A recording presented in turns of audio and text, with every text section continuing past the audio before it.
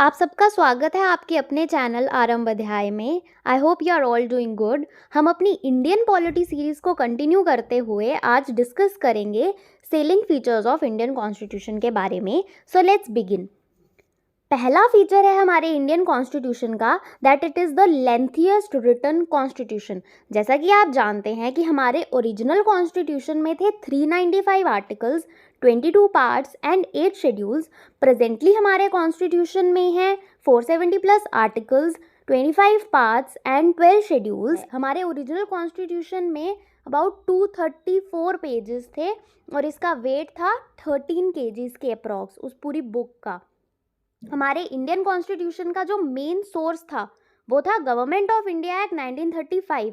ये जो एक्ट था ये अपने आप में ही इतना लेंथी था, तो आप सोच सकते हैं कि हमारा इंडियन कॉन्स्टिट्यूशन कितना लेंथी हुआ होगा। इस एक्ट का 55% जो है वो हमारे इंडियन कॉन्स्टिट्यूशन में प्रोविजंस ऐड ऑन किए गए हैं।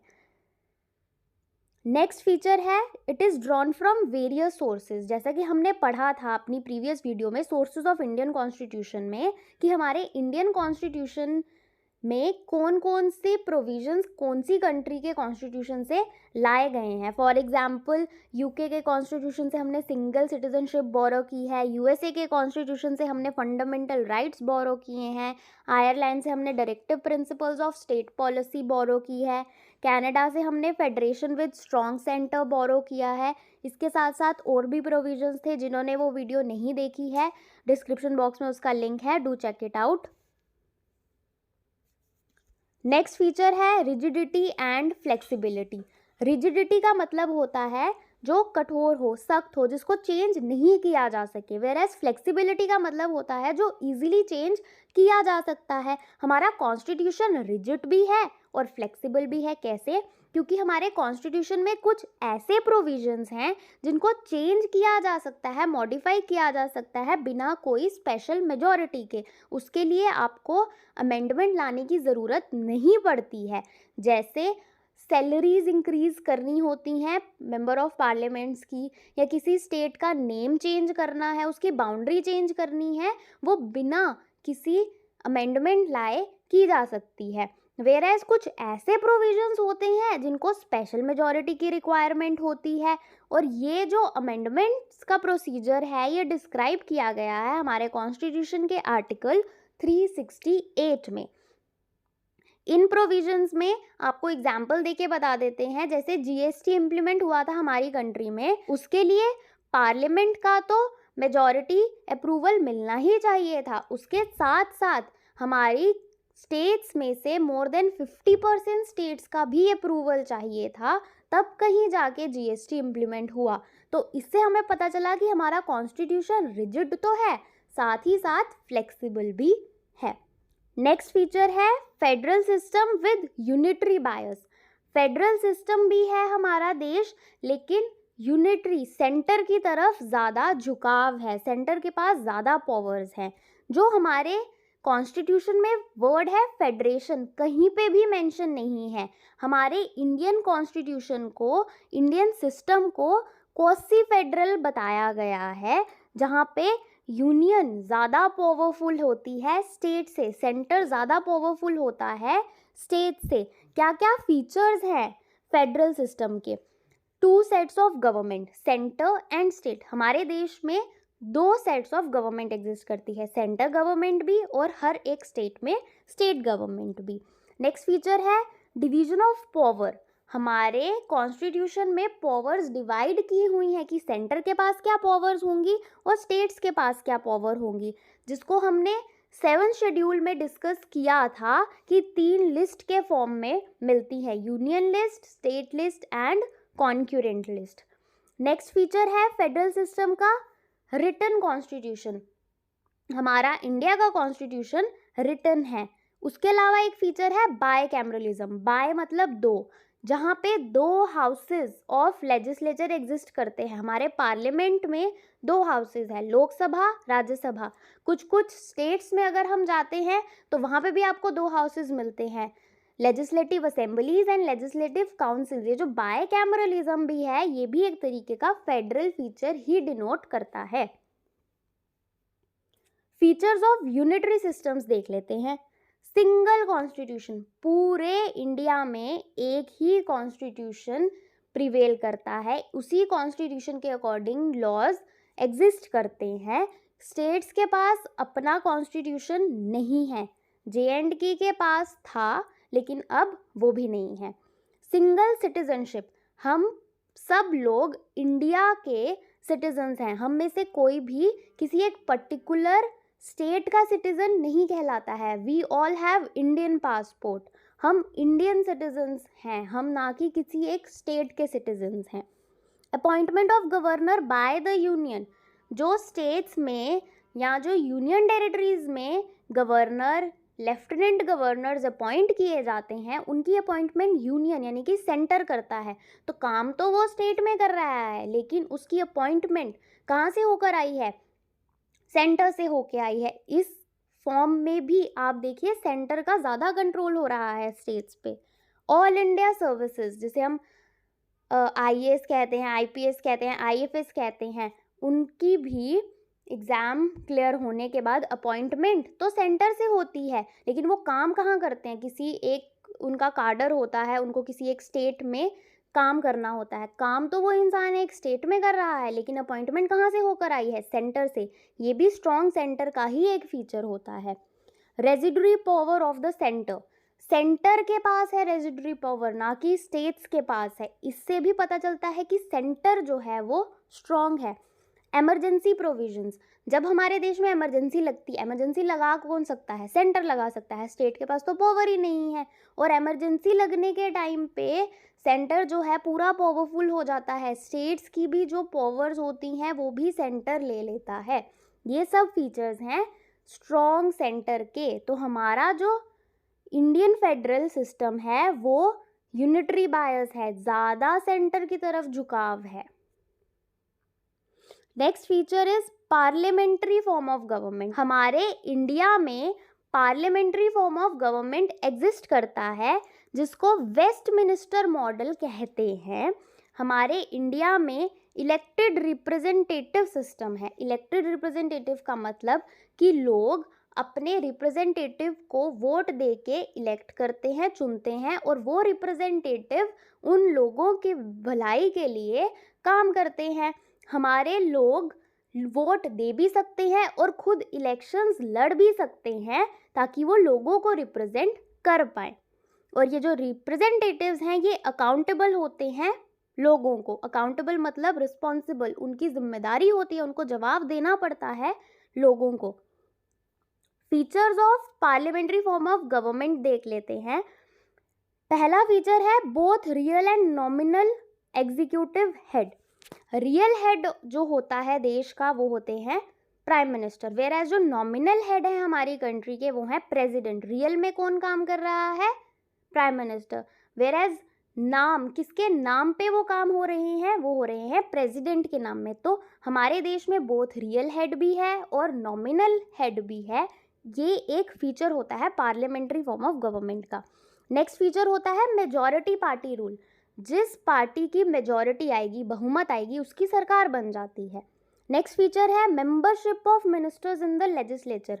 कोई भी मंत्री हो, चाहे वो प्रधानमंत्री हो, चाहे वो कैबिनेट मंत्री हो, चाहे वो ऑपोजिशन पार्टी का मंत्री हो, उनको लेजिस्लेचर में पार्लियामेंट का मेंबर होना ज़रूरी है। उसके अलावा कोई पर्सन मिनिस्टर नहीं बन सकता है जब तक वो पार्लियामेंट का मेंबर नहीं है। यहाँ तो लोकसभा का हो या तो राज्यसभा का हो, लेकिन लेजिस्लेचर का मेंबर होना इज मस्ट। नेक्स्ट फीचर है collective responsibility of executive to the legislature. Executive मतलब जिनके पास रोल्स है, रिस्पॉन्सिबिलिटी है किसी लॉ को इम्प्लीमेंट करने की, और लेजिस्लेचर होते हैं जो लॉ बनाते हैं। पार्लियामेंट जो है वो लॉ बनाती है। एग्जीक्यूटिव्स में आपके प्राइम मिनिस्टर आ जाते हैं, उनके काउंसिल ऑफ मिनिस्टर्स आ जाते हैं, कैबिनेट आ जाती है। तो एग्जीक्यूटिव रिस्पॉन्सिबल है लेजिस्लेचर को। कैसे रिस्पॉन्सिबल है? अब आप देखते होंगे कि जो पार्लियामेंट में लोग हैं वो प्रधानमंत्री से क्वेश्चन करते हैं, प्रधानमंत्री एग्जीक्यूटिव में आ जाते हैं, पर जो पार्लियामेंट में बाकी लोग हैं वो लेजिस्लेचर का पार्ट है, वो क्वेश्चन कर सकते हैं एग्जीक्यूटिव को। और एग्जीक्यूटिव को जवाब देना पड़ता है लेजिस्लेचर को। अगर लेजिस्लेचर यानी कि पार्लियामेंट नो कॉन्फिडेंस मोशन लेके आ जाए तो एग्जीक्यूटिव प्रधानमंत्री को अपनी मेजॉरिटी साबित करनी पड़ जाती है पार्लियामेंट के सामने। इस वे में हमें पता चलता है कि जो एग्जीक्यूटिव है वो रिस्पॉन्सिबल है लेजिस्लेचर को। नेक्स्ट फीचर है कंपल्सरी होना चाहिए पीएम सेंटर में और सीएम स्टेट्स में। हर स्टेट में सीएम होना चाहिए और सेंटर में पीएम का होना कंपल्सरी है। ये भी फीचर है पार्लियामेंट्री फॉर्म ऑफ गवर्नमेंट जो हमारी कंट्री में एग्जिस्ट करता है। Dissolution of lower house, lower house कहते हैं लोकसभा को, लोकसभा डिसॉल्व की जा सकती है। ये भी एक मेजर फीचर होता है पार्लियामेंट्री फॉर्म ऑफ गवर्नमेंट का। नेक्स्ट फीचर है इंटीग्रेटेड एंड इंडिपेंडेंट जुडिशरी। हमारा जुडिशियल सिस्टम इंटीग्रेटेड भी है और इंडिपेंडेंट भी है। इंटीग्रेटेड मतलब जुड़ा हुआ। कैसे जुड़ा हुआ? हमारे लोअर कोर्ट, जिसको आप डिस्ट्रिक्ट कोर्ट्स भी कहते हो या सबऑर्डिनेट कोर्ट्स भी कहते हो, उनसे ऊपर हायरार्की में आ जाते हैं हाई कोर्ट, सबसे ऊपर आ जाता है सुप्रीम कोर्ट। ये जुड़े हुए हैं। अगर कोई केस लोअर कोर्ट में डिसीजन आ गया और किसी को उस केस से सेटिस्फेक्शन नहीं है उस जजमेंट से, तो वो कहाँ जाएगा? High court. वहाँ से वो कहाँ चले जाएगा? Supreme court. ये इंटीग्रेटेड सिस्टम है। जो रूल्स रेगुलेशंस फॉलो किए जा रहे हैं सुप्रीम कोर्ट में, वही हाई कोर्ट में होंगे, वही लोअर कोर्ट्स में होंगे या डिस्ट्रिक्ट कोर्ट्स में होंगे। ऐसा नहीं है कि सुप्रीम कोर्ट में मर्डर की सज़ा 7 साल है तो डिस्ट्रिक्ट कोर्ट्स में उसकी सज़ा 2 साल हो जाएगी। ऐसा कुछ नहीं होता है। Same law, same rules, same procedure follow किया जाता है। ये इंटीग्रेटेड सिस्टम बता गया हमको जुडिशरी का। दूसरा, इंडिपेंडेंट जुडिशरी। जुडिशरी इंडिपेंडेंट है, आज़ाद है। किस चीज़ से आज़ाद है? उनमें कोई इंटरफेरेंस नहीं कर सकता है लेजिस्लेचर या एग्जीक्यूटिव। कोई प्रधानमंत्री जाके नहीं बोल सकता है जज को, किसी भी जज को, चाहे वो सुप्रीम कोर्ट का हो चाहे वो हाई कोर्ट का हो, कि आप इस फॉर्म में डिसीजन दें, आप मेरे फेवर में डिसीजन दें। वो इंडिपेंडेंट होते हैं और उनका जो टेन्योर है वो सिक्योर होता है। इतने टाइम के लिए वो अपॉइंट किए जाते हैं। अगर उनको हटाना भी हो तो उसका भी एक बहुत कॉम्प्लेक्स प्रोसीजर होता है। ऐसे आप कोई भी जज को रिमूव नहीं कर सकते। उनकी ट्रांसफ़र हो सकती है लेकिन उनका रिमूवल इतना आसान नहीं होता है। ये जो हम इंडिपेंडेंट रखा है जुडिशरी को, इससे जुडिशरी जो है वो impartially, free and fair work कर सकती है। नेक्स्ट फीचर है fundamental rights. Yes, fundamental rights भी हमारे कॉन्स्टिट्यूशन का एक इम्पॉर्टेंट फीचर है। फंडामेंटल राइट्स वो बेसिक राइट्स होते हैं जो इंडिविजुअल की ओवरऑल डेवलपमेंट के लिए नेसेसरी होते हैं। तो जो फंडामेंटल राइट्स हैं वो हमने यूएसए के कॉन्स्टिट्यूशन से बोरो किए हैं। हमारे कॉन्स्टिट्यूशन में हमने इनको पार्ट 3 में जगह दी है। और ये जो फंडामेंटल राइट्स है ना, ये हमारे कॉन्स्टिट्यूशन ने गारंटी किए हुए हैं सब सिटीजन्स को, और ये जस्टिसेबल भी हैं in the court of law. इसका मतलब ये कि अगर कोई पर्सन आपके फंडामेंटल राइट्स वायलेट करता है तो आपके पास राइट है कि आप कोर्ट में जा सकते हो अपने फंडामेंटल राइट्स को दोबारा से रीगेन करने के लिए, और उस पर्सन को पनिशमेंट भी मिलेगी आपके फंडामेंटल राइट्स वायलेट करने के लिए। नेक्स्ट फीचर है directive principles of state policy. जैसे कि हमने डिस्कस किया था जब हमने पार्ट्स को लर्न किया था जिस वीडियो में, तो हमने डिस्कस किया था कि ये कौन से प्रिंसिपल्स हैं। ये वो प्रिंसिपल्स हैं जो स्टेट को पॉलिसी बनाने के टाइम पे फॉलो करने ही करने हैं। इन प्रिंसिपल्स को ही बेस बना के कोई भी स्टेट जो है वो पॉलिसी बनाएगी। ये directive principles of state policy basically ensure करते हैं कि इंडिया एक वेलफेयर स्टेट बनेगी, सबकी भलाई हो जहाँ पे, वैसी स्टेट बनेगी।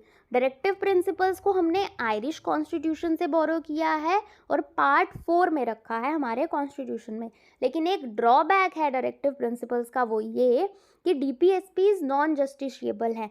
अगर इन प्रोविजंस के अकॉर्डिंग, इन प्रिंसिपल्स के अकॉर्डिंग सरकारें रूल नहीं बनाती हैं, प्रिंसिपल्स नहीं फॉलो करती हैं पॉलिसी मेकिंग में, तो कोर्ट नहीं जाया जा सकता है उनकी इम्प्लीमेंटेशन के लिए। नेक्स्ट फीचर हमारे कॉन्स्टिट्यूशन का है fundamental duties. Yes, fundamental duties originally हमारे कॉन्स्टिट्यूशन में नहीं थी, इनको हमने ऐड किया है by 42nd constitutional amendment act of 1976 में अमेंडमेंट लाई 42nd कॉन्स्टिट्यूशनल अमेंडमेंट, जिनसे हमने फंडामेंटल ड्यूटीज ऐड कर दी। और हमने ये ली कौन से कॉन्स्टिट्यूशन से थी? रशियन कॉन्स्टिट्यूशन से बोरो की थी। फंडामेंटल ड्यूटीज को पार्ट 4A में मेंशन किया गया है। ओरिजिनली हमारे पास थी 10 फंडामेंटल ड्यूटीज। जो 11th ड्यूटी हमने ऐड की थी वो की थी 86th कॉन्स्टिट्यूशनल अमेंडमेंट से 2002 में। इनका भी ड्रॉबैक यही है जो डायरेक्टिव प्रिंसिपल्स का है कि ये नॉन जस्टिशिएबल है in the court of law. अगर कोई सिटीजन अपनी फंडामेंटल ड्यूटी फॉलो नहीं करता है तो हम कोर्ट नहीं जा सकते हैं उस इंसान के खिलाफ। नेक्स्ट फीचर है सेकुलर स्टेट। सेकुलरिज्म के दो कंसेप्ट हैं। वेस्टर्न कंसेप्ट अलग है और हमारे इंडिया का कंसेप्ट अलग है। वेस्टर्न कंसेप्ट कहता है कि स्टेट का, गवर्नमेंट का धर्म से कोई लेना देना ही नहीं है, चाहे वो किसी का भी धर्म हो।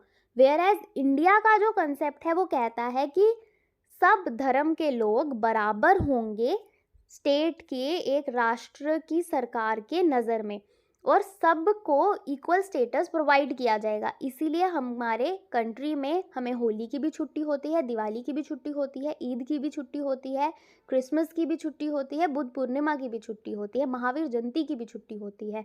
हर रिलीजन को बराबरी से देखा जाएगा हमारे इंडिया में। हमारा सेकुलरिज्म का कंसेप्ट ये है। और ये वर्ड जो सेकुलरिज्म था ये हमने 42nd कॉन्स्टिट्यूशनल अमेंडमेंट से ऐड किया 1976 में हमारे प्रियम्बल में। प्रियम्बल जैसे कि हमने डिस्कस किया था कि प्रियम्बल क्या था, वो इंट्रोडक्टरी पार्ट था हमारे कॉन्स्टिट्यूशन का। नेक्स्ट फीचर है universal adult franchise. Universal adult franchise का मतलब ये होता है कि इंडिया में जितने भी सिटीजन्स हैं जो 18 के हो गए हैं, 18 से ऊपर ज़्यादा एज भी हो गई है या 18 के हैं, उनको राइट है कि वो क्या कर सकते हैं, वोट दे सकते हैं। कोई भी इलेक्शंस हो, चाहे वो पार्लियामेंट के इलेक्शंस हो, लोकसभा के इलेक्शंस हो या स्टेट लेजिस्लेचर के इलेक्शंस हो, आपके लोकल बॉडीज़ के इलेक्शंस हो, लोकल बॉडीज़ में आ जाते हैं पंचायत एंड म्यूनिसिपैलिटीज़, आप वोट दे सकते हैं। आपको वोट देने का अधिकार दिया हुआ है हमारे कॉन्स्टिट्यूशन में। और ये जो राइट टू वोट की एज थी ना, जब पहले थी 21, बट उसको रिड्यूस किया गया 18। कौन सी अमेंडमेंट से? 61st constitutional amendment act of 1989। Single citizenship. Single citizenship का मतलब ये कि हमारे इंडिया में जो भी इंसान है, जो भी सिटीजन है, वो किसका नागरिक है? इंडिया का सिटीजन है। वो एक किसी पर्टिकुलर स्टेट का सिटीजन नहीं है।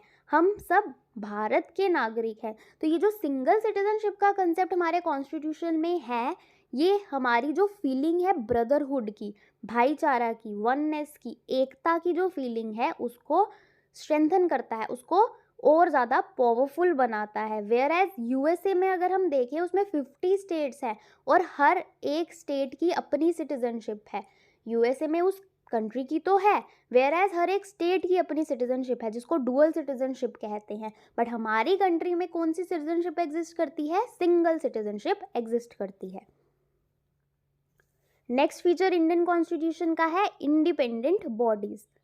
हमारे कॉन्स्टिट्यूशन में हर कोई चीज़ सरकारें नहीं कर रही हैं, कुछ इंडिपेंडेंट बॉडीज़ भी वर्क करती हैं जो सरकार के इन्फ्लुएंस से अलग हैं। जैसे कौन कौन सी बॉडीज़ हैं? जैसे controller and auditor general of India, जिसे हम कैग कहते हैं। नेक्स्ट है body UPSC, union public services commission, जिसमें आईएएस, आईएफएस, आईआरएस आ जाते हैं। और स्टेट पब्लिक सर्विसेज कमीशन, हर एक स्टेट में भी उनका अपनी पब्लिक सर्विस कमीशन होती है। और इलेक्शन कमीशन ऑफ इंडिया, इनकी इंडिपेंडेंट ही इंश्योर करती है कि वो फ्री एंड फेयरली काम कर पाते हैं। अगर यूपीएससी भी सरकार के अंडर होता, जितने भी डिप्लोमेट्स होते वो तो पॉलिटिशियंस के ही बच्चे बन जाते, ठीक है। कैग भी अगर इतना ही गवर्नमेंट के अंडर होता तो जो रिपोर्ट्स में पता लगता है कि कितना स्कैम हुए हैं, कितने घोटाले हुए हैं कैग की रिपोर्ट से, वो तो पता ही नहीं लग पाती। और election commission of India independent ना होता तो इलेक्शंस हमारी कंट्री में कभी फ्री एंड फेयर इलेक्ट कभी किए ही नहीं जाते। नेक्स्ट फीचर है एमरजेंसी प्रोविजंस। जैसे कि हम जानते हैं कि हमने एमरजेंसी प्रोविजंस कहाँ से लिए थे, गवर्नमेंट ऑफ इंडिया एक्ट 1935 से लिए गए हैं, और इसको मेंशन कहाँ किया है हमने, पार्ट 18 में मेंशन किया है हमारे इंडियन कॉन्स्टिट्यूशन में। 3 तरीके की एमरजेंसीज बताई हुई हैं पार्ट 18 में, नेशनल इमरजेंसी, स्टेट इमरजेंसी जिसको प्रेसिडेंट रूल भी कहते हैं, और financial emergency. National emergency article 352 में मेंशन की गई है, स्टेट इमरजेंसी या प्रेसिडेंट रूल आर्टिकल 356 में मेंशन किया गया है, फाइनेंशियल इमरजेंसी आर्टिकल 360 में मेंशन की गई हैं। और ये जो आर्टिकल्स हैं ये सीधे सीधे पूछ लिए जाते हैं कि कौन सी इमरजेंसी से रिलेटेड कौन सा आर्टिकल है, तो इनको आर्टिकल्स को आप याद कर लीजिएगा। और ये जो प्रोविज़न है ना कि फंडामेंटल राइट सस्पेंड हो जाएंगे इमरजेंसी के दौरान, ये हमने जर्मनी के कॉन्स्टिट्यूशन से लिया है। इमरजेंसी तो लग जाती है, ये हमने कहाँ से लिया, गवर्नमेंट ऑफ इंडिया एक्ट से। Suspension of fundamental rights during emergency हमने कहाँ से लिया, जर्मनी के कॉन्स्टिट्यूशन से। सब फंडामेंटल राइट्स सस्पेंड किए जा सकते हैं एक्सेप्ट आर्टिकल 20 एंड 21 में जो फंडामेंटल राइट मेंशन है उनको सस्पेंड नहीं किया जाता, बाकी सब फंडामेंटल राइट्स को सस्पेंड किया जा सकता है। लास्ट फीचर है 3 टायर गवर्नमेंट। हमारे देश में 3 टायर गवर्नमेंट एग्जिस्ट करती है, यानी कि 3 लेवल ऑफ गवर्नमेंट एग्जिस्ट करती है। पहला कौन सा, सेंटर गवर्नमेंट, फिर हर एक स्टेट में स्टेट गवर्नमेंट आती है, और फिर लोकल गवर्नमेंट आती है जो ग्रास रूट डेमोक्रेसी को स्ट्रेंथन करती है। लोकल बॉडीज़ में पंचायत आ जाती हैं, म्यूनिसिपैलिटीज़ आ जाती हैं, और ये जो पंचायत हैं ये हमने ऐड की थी 73rd कॉन्स्टिट्यूशनल अमेंडमेंट से, और म्यूनिसिपैलिटीज़ हमने ऐड की हैं 74th constitutional amendment act of 1992 से। So with this we are done with salient features of Indian constitution. Next video में हमने आज तक 5 लेक्चर्स हो गए हैं इंडियन पॉलिटी के।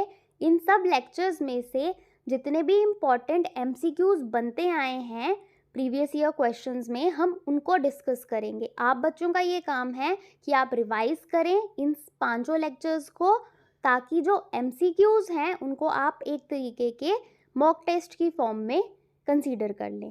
Thanks for watching, see you in another lecture, bye.